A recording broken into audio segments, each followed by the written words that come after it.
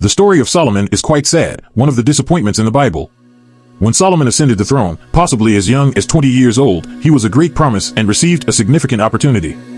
However, the final account of Solomon's life is a letdown. The reign of King Solomon started promisingly. His father declared him king, his name meaning peace.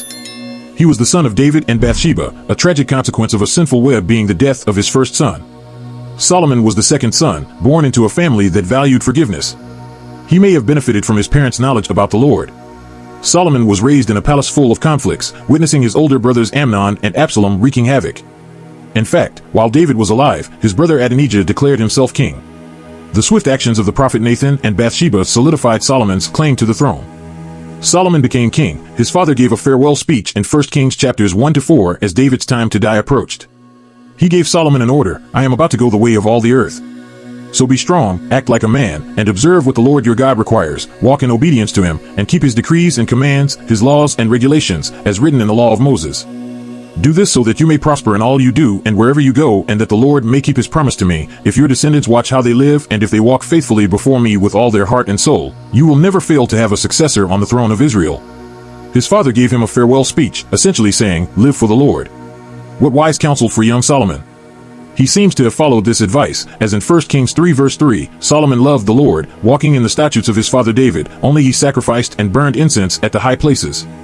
Solomon's heart was fixed on the Lord at this point in his life. In a dream, God appeared to Solomon in Gibeon.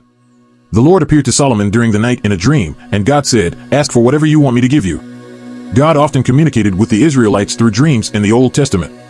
Now, God primarily communicates with us through his Son, the Lord Jesus, the living Word as revealed in the Scriptures, the written Word in Hebrews 1 verse 1, God, who at various times and in various ways spoke in time past to the fathers by the prophets. The Lord said to Solomon, "Ask. What shall I give you?"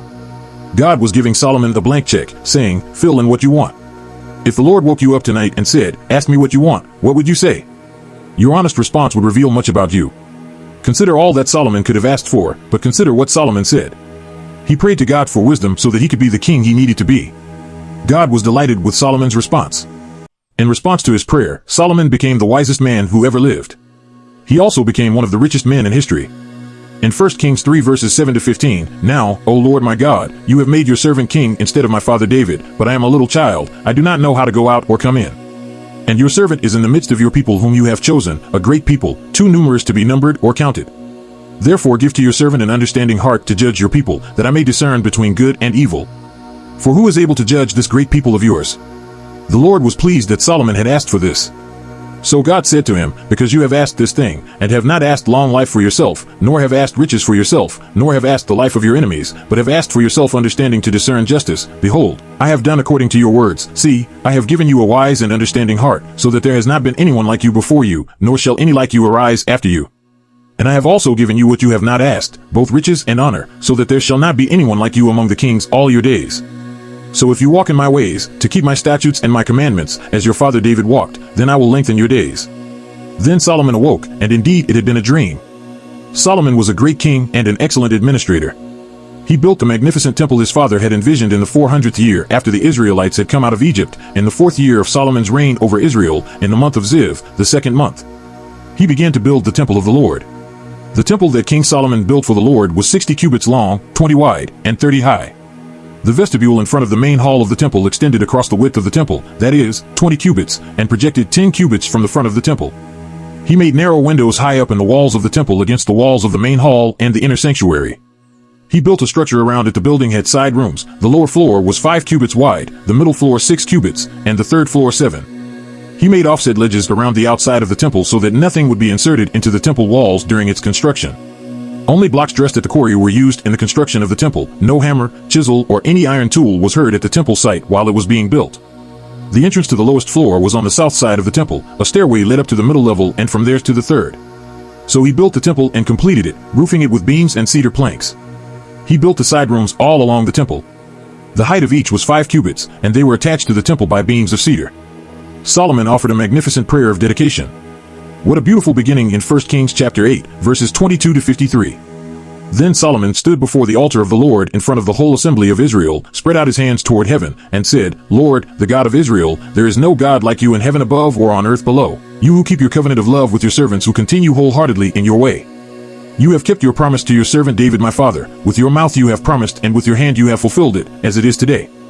Now, Lord, the God of Israel, keep for your servant David my father the promises you made to him when you said, You shall never fail to have a successor to sit before me on the throne of Israel, if only your descendants are careful in all they do to walk before me faithfully as you have done. And now, God of Israel, let your word that you promised your servant David my father come true. But will God really dwell on earth?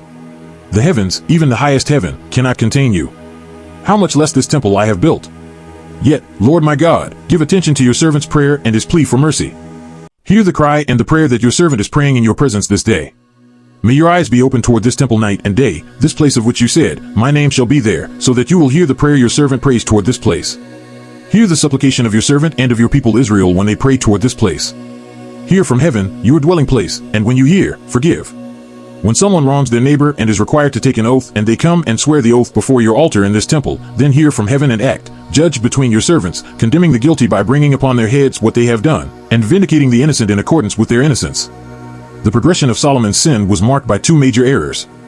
In 1 Kings chapter 11, verse 1, King Solomon, however, loved many foreign women besides Pharaoh's daughter, Moabites, Ammonites, Edomites, Sidonians, with women of the nations concerning which the Lord had said to the Israelites, You shall not go among them, neither shall they come among you, for surely they will turn away your hearts after their gods. Yet Solomon clung to these in love. Many of these marriages were political alliances, but immorality was clearly a factor as well. Imagine the surprise when all the in-laws showed up. Solomon's example fostered a culture of immorality in the kingdom.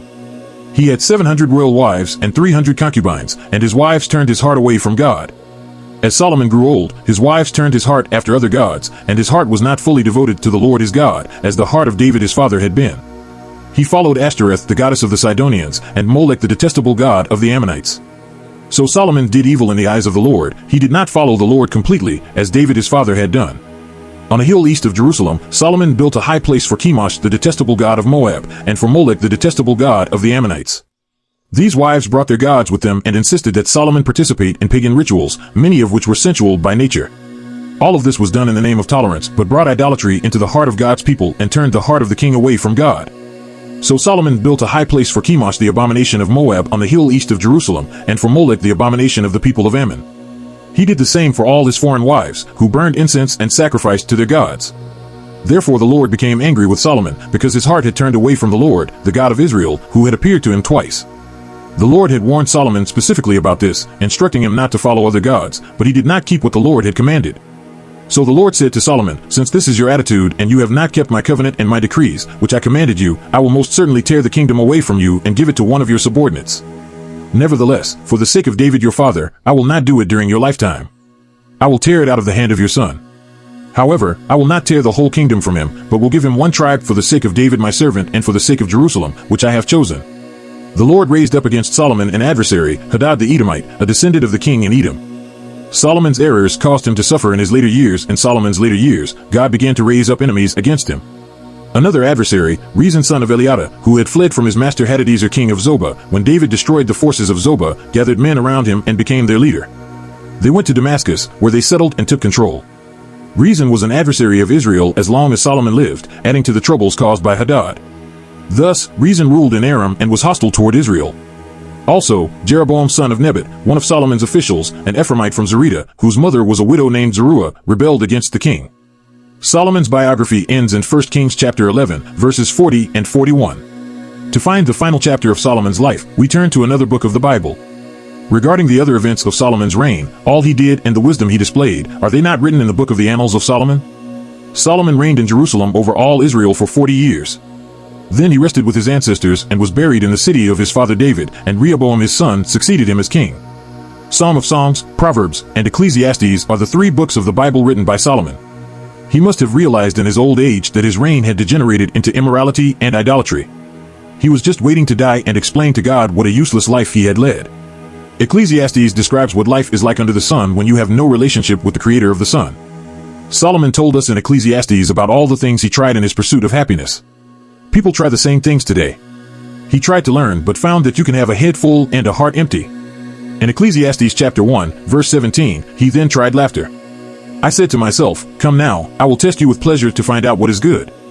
But that also proved to be meaningless. His palace was filled with loud laughter and pleasure.